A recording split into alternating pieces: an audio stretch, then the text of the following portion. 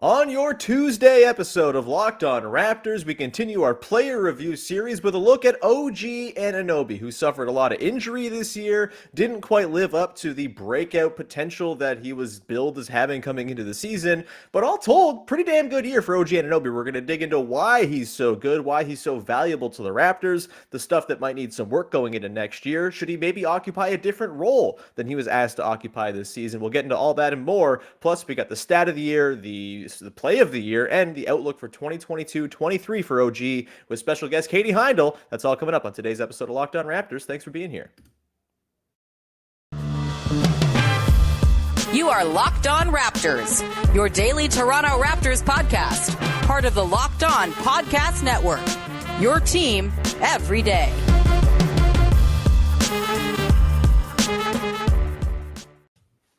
Hey, what's going on? Welcome to episode number 1175 of Locked On Raptors for Tuesday, May the 10th. I only know the date because it's my dad's birthday. Happy birthday, Papa Sean. I'm your host, Sean Woodley of RaptorsHQ.com. You can find me on Twitter, as always, at Woodley Sean. You can find the show at Locked On Raptors, where you can find links to every single episode of the podcast. You can also subscribe to, follow, rate, review the podcast and all your favorite podcast apps for the low, low price of On the House. And you can go to YouTube and find the show for free there, too. Just go ahead and subscribe and join the nearly 2,000 people who have taken the plunge to look at my face every single day. Today's show is also brought to you by Prize Picks. Check out prizepicks.com. Use the promo code NBA or go to your app store and download the app today. Prize Picks is daily fantasy made easy. More on them a little bit later on in your first listen of the day. All right, let's get to it. We're talking OG Anunoby as we continue our player review series of shows here. And joining me to dig into OG, the person who selected OG as the subject of today's podcast, it is Katie Heindl. Katie, how are you? I'm good. Happy birthday to your dad, first of all. He says thank you. He'll never, ever... He might listen to the podcast. He told me he listens to the show sometimes. Yeah, once in a while, yeah. He won't ever find like an online, like, it's my dad's birthday. Happy birthday, Dad. Like, he doesn't have Instagram or anything like that. That's so good. This might be the only way I can get him a happy birthday through the internet. I'll call him later, but yeah, you know. yeah, as you should. Yeah. But I'm good. As I told you before we started recording, some pipes being dug out of the basement, where the house that my apartment's in, and I had to adjust this morning. You know, I had to go to the Y, bring all my shampoos and stuff to like get ready there post swim, and I bring that up because I feel like it's very in tune with OG Anunoby. Again, a season of adjustments for this man. A season of constantly having his pipework dug out of the basement and having to relocate to the sidelines for a little bit while that's going on. Very good lead in to the bigger conversation about OG on today's show, Katie. And I'm excited to dig in because I think OG sort of, so far, we've talked about Scotty Barnes, Chris Boucher, and Pascal Siakam in these reviews. All guys who were pretty much good all the way through with very little in terms of negative stuff to dig into. And I don't necessarily know if there's negative stuff to really dive into with OG Anunoby. I'm excited to talk about it in the middle part of the show, but he's an interesting guy because he's one of the few players on the team, if any, that didn't really super exceed expectations, I guess, before the season. You know, he was billed as this potential all-star, a big breakout candidate, most improved type guy, and it never really happened for him. And the injuries, I think, are a big reason for that, but also the construction of the team is such that there's a lot of competition for touches and you know, lots of mouths to feed, as it were. And so he kind of, in moments, got a little bit buried and a little bit sort of cast to the side, where he was just happening to do extremely helpful things to winning basketball, even in that spot. So I guess let's begin with the good stuff here, Katie. What's your sort of biggest positive takeaway from a sort of abbreviated, incomplete season for OG Anunoby, during which he did average, what was it, 17.1 points a game, 5.5 boards, 2.6 assists, shot 44% from the field, 36% from three, 51% on twos. Biggest takeaway on the positive side of things from you for OG this season, Katie? So this was the season I think he played his second lowest amount of games in his career. He played about 48 games, I believe. And as you said, his points per game went up to 17 from last year. It was 15. So to me, I take the smaller sample size and the higher production He was taking also more shots per game. Yeah. But that, I think, is a very heartening takeaway given the shorter runway that he had in general. I think I'm not just going to pick one because I feel like you're kind of doing a disservice because, again, he had such a smaller sample size compared to his peers who I think really did excel that you've mentioned already in the season. Scotty, Pascal, I don't know if you mentioned Fred, but those kind of core guys. I think he had his rebounding also went up a little bit. Pretty much stayed even with last season and the season before. Like his per 36 numbers, basically identical from the Tampa season and this season. So yeah. Generally, so I would say where he was more, I think like where he was more of an impactful player, because you can't deny the fact that, like that shooting certainly was impactful in the games where it came out. But I think on the defensive end of the floor is where I was sort of the most intrigued by OG, because you're really seeing him come into, I think, his size and his strength in a more calculated way than he has in the past. Like OG Anunoby's always been the kind of player who is very stealthy and fun to watch because he can just like pop up. He's like in the past, like popped up and like scared the hell out of LeBron James, Anthony Davis, like poked the ball away. Like he's always done that kind of stuff. But when you watch him this season, like, in a couple games, he backed down Bam Adebayo, he backed down Jimmy Butler. Like he's going up against really big guys in the paint, and either just like outright shutting them down or backing them off, And I think what I also liked to see was a bit of his defensive, maybe I'm trying to think what the right word is for this, probably distribution, or just like letting guys know, like Precious, especially like Precious Achiuwa and Scotty Barnes, who are new to the Raptors like defensive schemes on that end. Everything, but like certainly to get the kind of nuances of defense, you can watch OG on the floor, let them know where it is they should be. Fred does that too, but I was really impressed to see the way that OG kind of took that upon himself as just this sort of quiet leadership on that end of the floor. Because I think he's becoming, he was always this type of player who didn't necessarily seem aware of his size and his strength. And I think in that way, it can be a little bit deceiving, because even when you're watching him in seasons past, I myself have been like, oh, right. Yeah. OG is huge and he's incredibly strong. He's stronger than everybody. But he can be a little bit demure almost of a player, like especially on the defensive end. But you're kind of seeing that fall away this season. And I really like watching it. Again, like he's not like a Rudy Gobert type, or like that kind of defensive player. I'd say he's not even like a Marcus Smart type, like in your face kind of defensive player. But I actually enjoy a lot more the sort of stealthy, kind of sneaky defense that OG Anunoby plays. So I'd say overall, like that was probably the best takeaway, because the Raptors also need that. Like when you look at where they ranked this season, they weren't like, defense wasn't necessarily always their strong suit. And this is a team that when OG came up in the team, that was the calling card. It wavered in Tampa, certainly. And I think it was getting back on track a little bit this season, certainly not where it was in the past. So it's nice to see him kind of being the arbiter, perhaps, of bringing that back, or bringing back like a new brand of what Raptors defense is going to look like.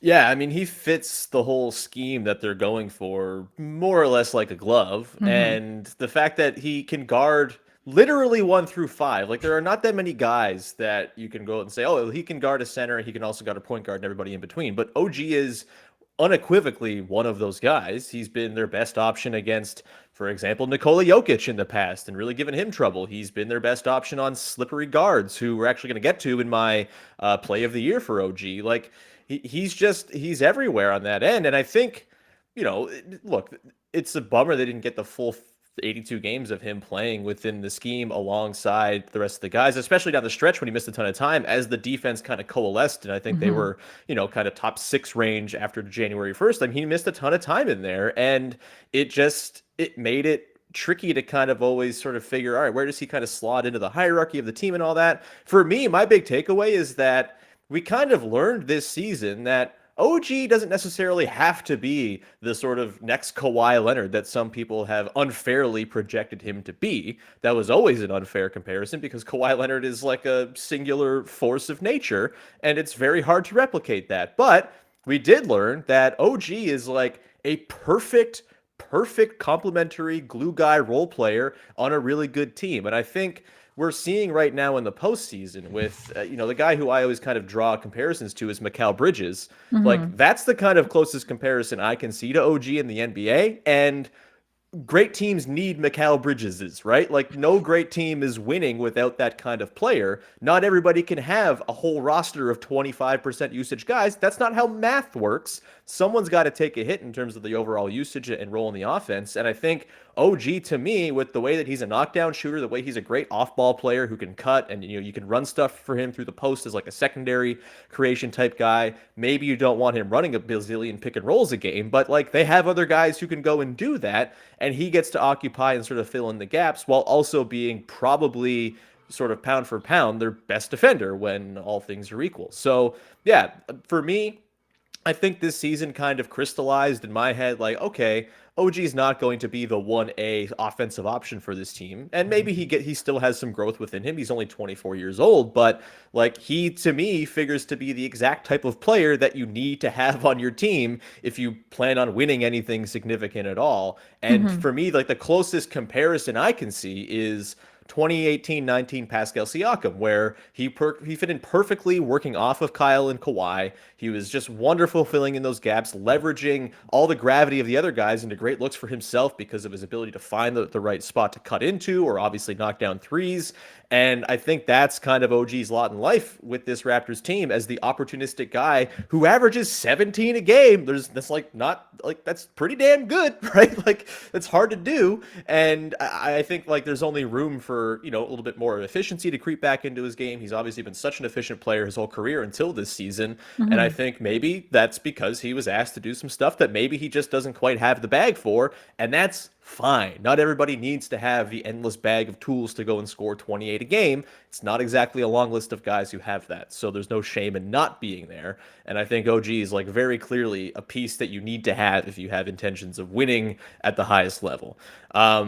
Katie, we're going to continue on and we're going to dig into some of the stuff that does need some work. Obviously, this wasn't a perfect season for OG. The efficiency went down, and we'll get into just the conversation of, whether this was a disappointing season at all compared to preseason expectations and what might need some work going into 2022-23. But first, I want to tell you about our friends over at Prize Picks. It is the award-winning app that has made daily fantasy easy. It's super easy to use. You pick 2 to 5 players and an over-under in their projections, and you can win up to 10 times on any entry. It's just you against the projected numbers, and entries can be made in 60 seconds or less. It's that easy. Prize Picks is safe. They offer fast withdrawals, and you're not competing against some shadow expert in the background. You're just competing against the projections the way it should be. You can pick any prop that you want, from points scored, rebounds, even steals, and you can do mixed sport entries as well. So say you are watching some hockey tonight and you want to put some money down on a goal being scored by X player in addition to some money being down on a player in the Suns Mavs game or whatever it might be. You can mix those entries, and it's a ton of fun to do so. For a limited time, Prize Picks has an exclusive no-brainer of an offer for all our users. Get $50 for free if a player in your first Prize Picks entry scores a single point, but you must use the code NBA. That's right. This is an exclusive offer available only to Locked On fans. Sign up today. Use the promo code NBA for $50 for free if a player in your first Prize Picks entry scores a single point. That's a great deal. Go to prizepicks.com. They are daily fantasy made easy. And just a disclaimer, they are not available in Canada, so this is for our American listeners in valid states only. Go and check all of the terms and conditions at Prize Picks to figure out if you can play in your area. Today's show is also brought to you by our pals over at Athletic Greens and their wonderful AG1 formula. I started using Athletic Greens because they sent some to me when they joined the network, and I was like, all right, another little like supplement to get me through the day, whatever. It's amazing. I take it every single day. I mix it into some water. I mix it into a smoothie. It doesn't really matter. It tastes fine either way, and I enjoy it quite a bit. It's got kind of like a bubblegum flavor to it almost. I think everyone kind of has a different feel for it, but either way, it tastes fantastic, and it also also is fantastic for your body because you're absorbing 75 high-quality vitamins, minerals, whole food source superfoods, probiotics, and adaptogens to help start your day right. The special blend of ingredients support your gut health, your nervous system, your immune system, your energy, recovery, focus, aging, all of the things that matter and that are difficult to get all of the nutrients that you need over the course of a regular day of eating, especially if you're like me and you eat like a goblin for most of the week. So AG1, just a wonderful way to ensure that you're getting the good stuff into you from the start of the day. Athletic Greens is also a climate neutral certified company. In 2020, AG purchased carbon credits, that is, to support projects protecting old growth rainforests, which is very important. And for every purchase, they donate to organizations helping kids get nutritious food to kids in need, including No Kid Hungry in the United States. In 2020, AG donated over 1.2 million meals to kids. They are a company you can feel good about, and also they're going to make you feel good too. To make it easy, Athletic Greens is going to give you a free 1-year supply of immune-supporting vitamin D and 5 free travel packs with your first purchase. All you got to do is visit athleticgreens.com/NBA Network. Again, that's athleticgreens.com/NBA Network to take ownership over your health and pick up the ultimate daily nutritional insurance. I use it. You should use it too.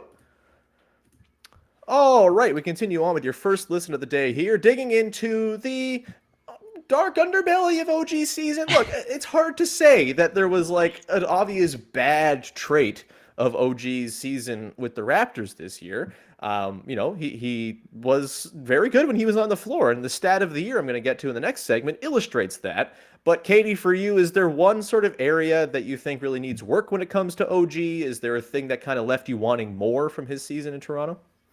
Yeah, I wanted him to have more of a season, like every other season before this one. My critique is not on OG.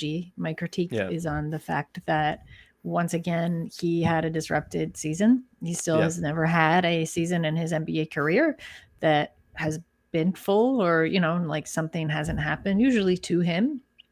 Right. So I think it's very difficult. It's very difficult to level as much as it is to level like to talk about the improvements.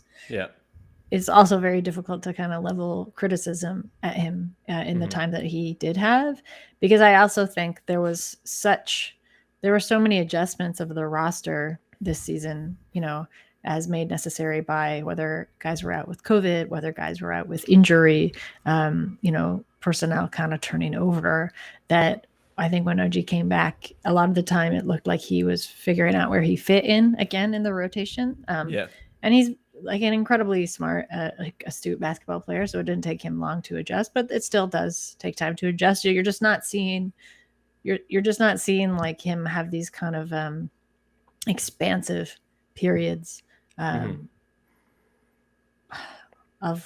like the same kind of explosive, I guess, expansive periods that we've seen out of Pascal Siakam, even Fred VanVleet to a degree, and like certainly Scotty Barnes this season sort of overshadowed a lot of it. So I would like to see him get a full season of NBA basketball, because then I think you'd be able to better look at what he actually needs to improve and what's not just kind of a deficit of like the time that he does have. It's an interesting thing with OG because, like, I don't like blame players for having injuries. I know some people do that.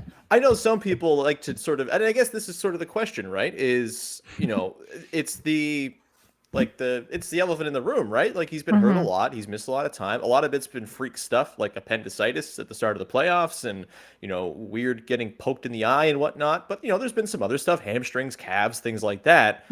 If you go back and look at his career, he's played 74 games in his rookie season. That's his career high. 67, then 69, then 43 in the Tampa season out of the 72 games they played. So he missed 29. Then he missed 34 games this year.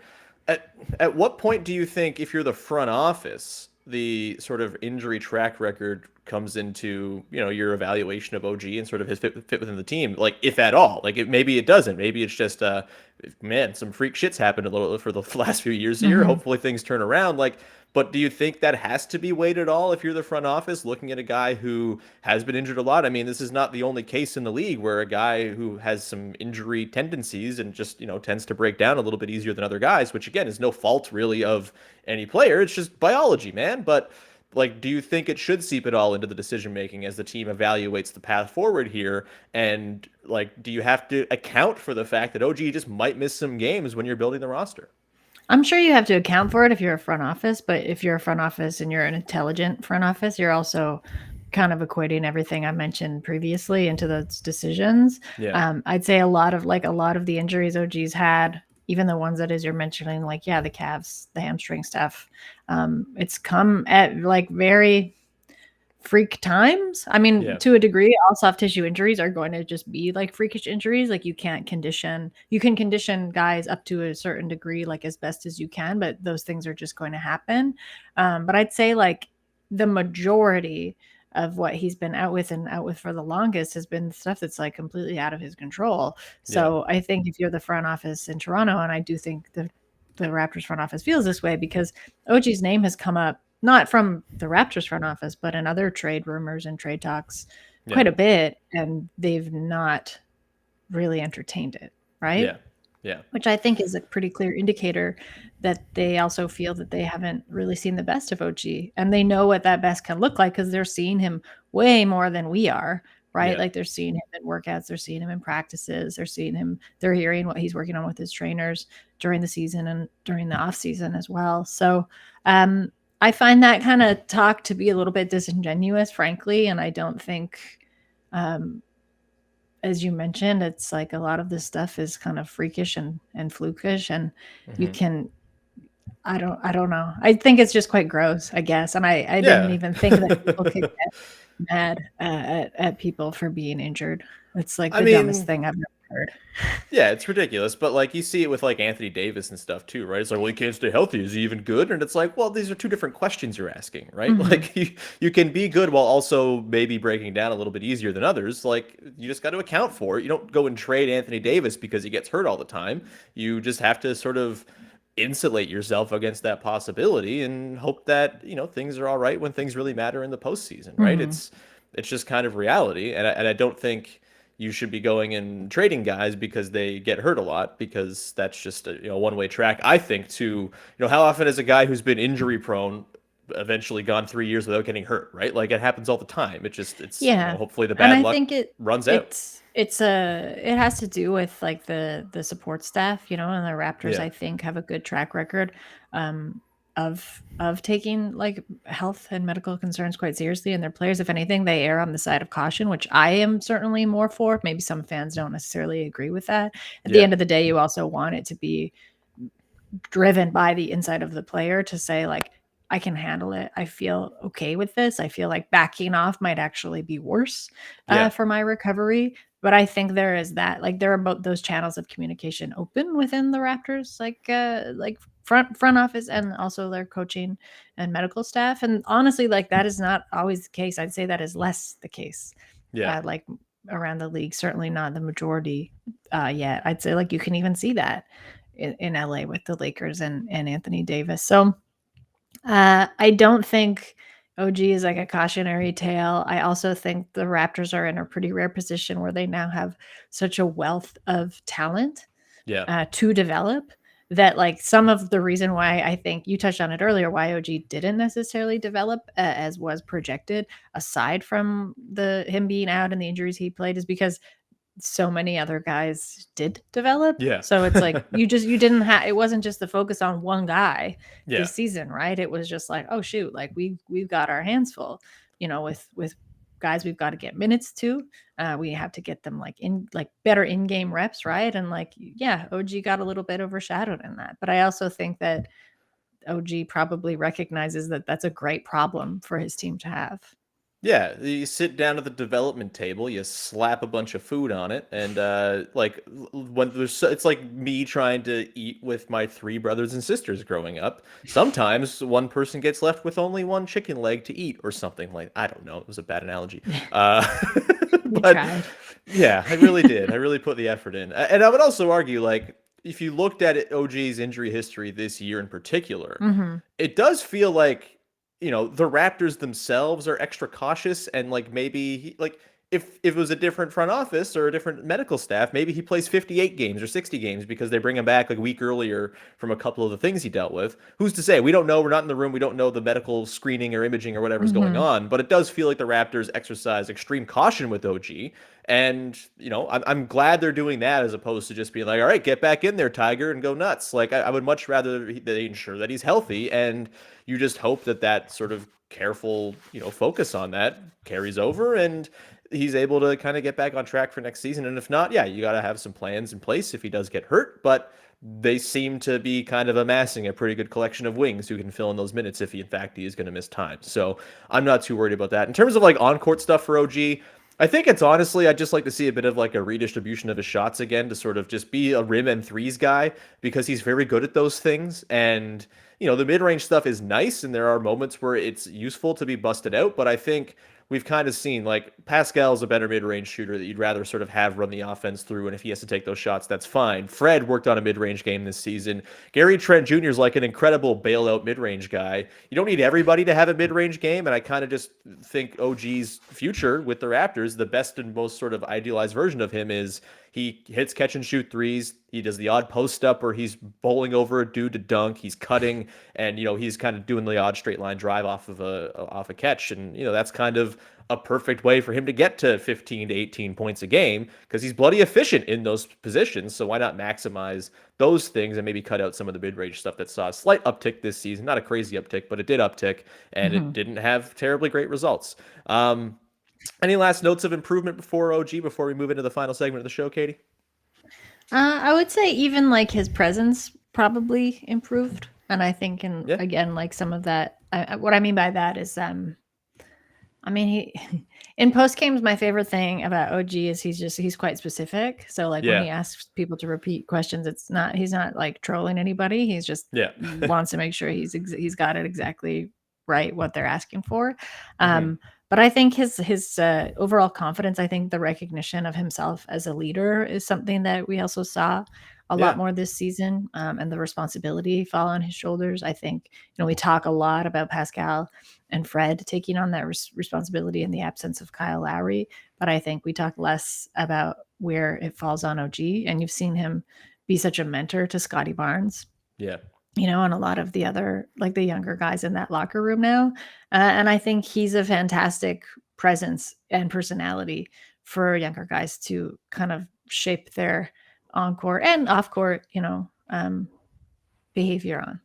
Yeah, I think that's, it was interesting. There were fewer instances of like joke OG answers that got shared around and way more like quote graphics of like actual substantive things he said. And I don't think that's nothing. Like that is kind of the whole taking the mantle from the Kyle Lowry era and sort of putting it onto those three main pillars and kind of stepping into that. And I thought OG was a bit more personable and sort of open and less trying to just sort of make people look silly with his answers, which I still wish we could mix some of that back in because it's super funny. But he certainly was a little bit more open and just sort of long-winded, I would argue.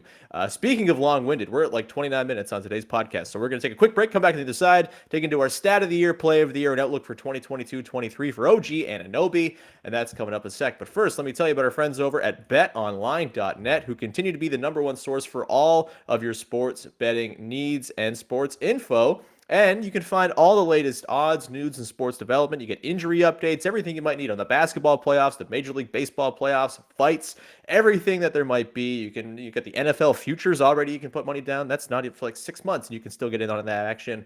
BetOnline is your continued source for all of your sports wagering information, from live betting to playoffs, esports, and more. Head to the website today. Use your mobile device to learn more about the trends and the action at BetOnline, where the game starts.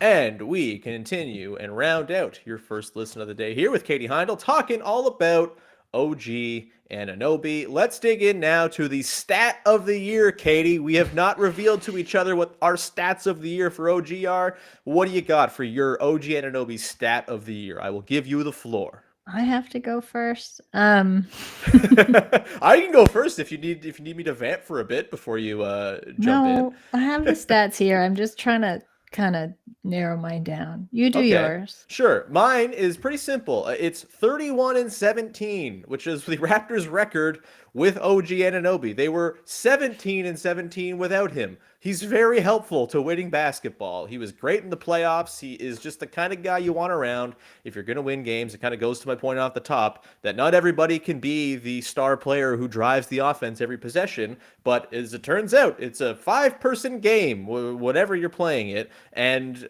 you need all of those guys to be pulling the right levers and cogs. And I would say that OG did that extremely well this season as a wonderful complementary piece. Also, you got to factor in at the start of the season, he was asked to do a lot offensively before Pascal Siakam came back. They went on a 5-game winning streak during that early part of the season with OG kind of being their lead offensive horse alongside Fred. So, 31-17 kind of tells the whole story. OG Anunoby, good basketball player. Katie, what do you got for your stat of the year? I guess mine is a little bit boring, but it's kind of to cap off what I've been saying all along, which is his minutes. His minutes per game went up. I think he's at 36, and honestly, that did surprise me a little bit because when we talk about health, right, we don't necessarily talk about conditioning, and I feel like that's a quality over quantity thing with him. Is if he didn't play as many games as certainly we wanted him to play, and I'm sure he wanted to play. But he played a lot. When he was playing, he played a lot. And like, I'd say that was like across the board for Pascal, Fred, and OG. So that makes me feel good on the conditioning front because it means that like he's healthy enough to play those minutes. And it also is a bit of like we talk about win share, but I feel like it's like a responsibility share that bodes pretty well for next season. And it's just like, it's always, he can handle it. You never heard him complain. I mean, you never heard anybody complain about the minutes, but I don't even think like Fred was asked about his minutes a lot. I don't think anyone ever even asked OG about it. If Fred's joints could talk, I'm sure they would be like, please let us sit for 5 extra minutes. But he would never say that. I don't know why that's what Fred's joints sound like, but here we are. That's a good stat of the year, Katie. And I agree. Like, this was the point that Masai made, and maybe they change this as their ambitions get higher and higher as we go forward here, but this was not a team that was expected to make a deep playoff run, and why not give them the minutes when you have the opportunity to play the games? Like, what are you saving them for if you know you're not really, maybe the sort of ceiling as you get through one round? That's great. But like, if you're not going on a 4-round playoff run where you need everybody at full peak health if you can, why not see what they can do over long stretches of minutes in the regular season? Because eventually they're going to have to play those minutes, and kind of getting them steeled for it. Maybe it comes with extra injury risk or whatever, but Pascal was just fine leading the league in minutes, literally. And so we're at minutes per game. I think it was a valuable thing that the Raptors did, kind of extending their main guys just to make sure they got run. And it was extra valuable for OG, who of course missed 34 games. Let's go to our play of the year. Do you want me to go first for this one, Katie, or do you have one queued up? Sure, you can go. Okay. Mine is a pair of back-to-back plays at the end of a game, February 4th against the Atlanta Hawks in Toronto.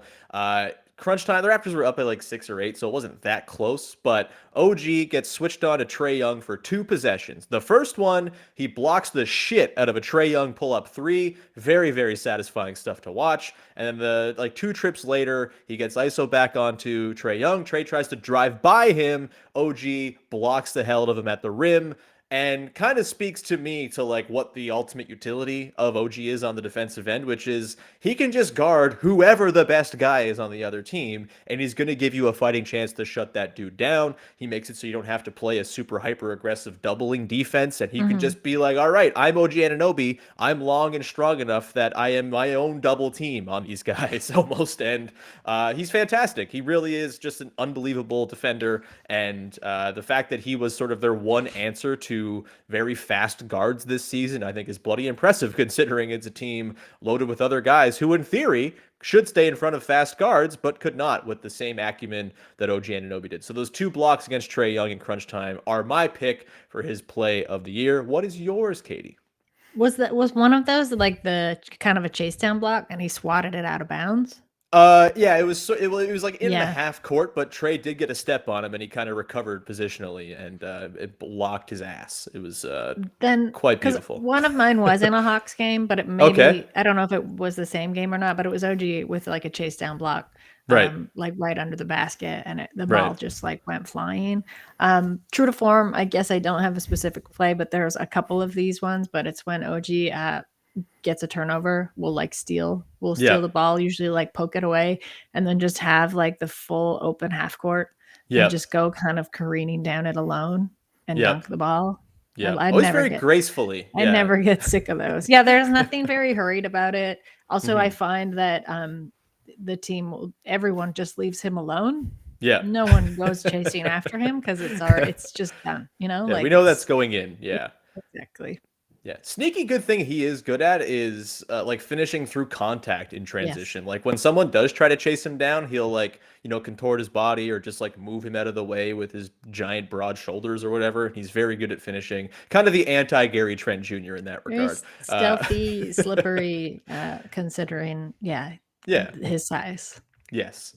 With that, let's get quickly to the outlook for 2022-23. Katie, do you have any great ambitions for what we want to see from OG next season? Anything in terms of like a stat line you want to project, awards you want to project onto him? Like, what are you at in terms of your expectations for OG next season? I would love to see OG go to All-Star just because it would kind of complete that trifecta of like Pascal, Fred did it. I want OG to have that experience. But more than anything, I want him to have a full season. Yeah. That's really it, right? Like if he plays the full season, the other stuff might take care of itself, including the thing that I really would like to see next year, which is just like a fully unleashed, all defense caliber season from OG. Like maybe he doesn't win Defensive Player of the Year, but I think like if we can get to the end of next season and it's pretty obvious that like, okay, OG is the best defender on this team. It frees up Siakam, Barnes, and Fred to maybe sort of focus a little bit more on stirring the drink on offense. Like if you can kind of encapsulate OG as like, okay, he's like the figure, probably alongside Precious, who was also just an absolute monster on that end. But like if you can get OG kind of actually fulfilling the all defense potential that we've seen, he probably should have made it one of the seasons. 2019-20 kind of comes to mind when that team was the number 2 defense in the league and had no all defense players. I thought OG and Gasol were kind of the 2 best guys for that. But yeah, I think it'd be really, really swell to see OG kind of fulfill his all defense potential because he's definitely got it. And, it would be cool if he could sort of make good on all of that sort of hope and dreaming that's been going on for many, many years, ever since like his first season when he guarded James Harden in his first ever start and shut his ass down. So with that also kind of repeated itself a little bit in the playoff series, which was quite fun. Anyway, we're going to round it out there. Katie, thanks so much for hanging out and talking OG, who's a fascinating player to talk about. Maybe not the sexiest player on the team after this season. Everyone's all in on Scotty and Pascal and everything like that, but still an extremely important cog in what the Raptors want to do. Katie, anything you would like to promote for the good people out there? Stop calling guys cogs for starters. And yeah, I'm writing. This is I always forget how long it takes, but nevertheless, I've started. I'm writing an exits series again at Basketball Feelings. So I'm writing basically a recap of every season of every team this season as they get eliminated from the playoffs. It's a tall order. But I'm doing it. You shared the Atlanta Hawks one a lot of times yesterday, which is great. Share your stuff more, Katie. I don't know. That's my thing. I'm always telling you to share your stuff more often, promote yourself more, share Basketball Feelings with the world. You're finally doing it. My hype man work has been achieved. I'm very happy. People sometimes only click like the third time you share it, which is not everybody's on Twitter all the time. Not everybody's me. I'm seeing it every single time, but most people are healthy in their brains and not on there all the damn time. So good social media posting etiquette and tips right there from Katie Heindl. You get the whole package. Anyway, we're going to wrap it there. You can find me at Woodley Sean. Subscribe to, follow, rate, review the podcast wherever you get your shows, on the audio feeds or on YouTube. It's also free over there, and it's much appreciated when you support the show in video form. Big thank you for making us your first listen of the day. As always, go make your second listen of the day Locked on Leafs, as our boys Mike and Dave over there are teeing up Game 5 tonight in Toronto. Leafs Lightning. I already want to puke thinking about it. Go listen to the podcast. They do a wonderful job. They've been killing it over there on Locked On Leafs. They also have a YouTube channel if you want to go check out that. So go and do that. And with that, we will round out the show. We'll talk to you again tomorrow as Karina Mustafa is stopping by. We're going to talk about Fred VanVleet and his all-star season that kind of was derailed by some creaky-ass knees down the stretch. We'll get to that, dig into the good, the bad, the stat, play of the year, all that good stuff with Karina on tomorrow's episode of Locked On Raptors. Bye-bye.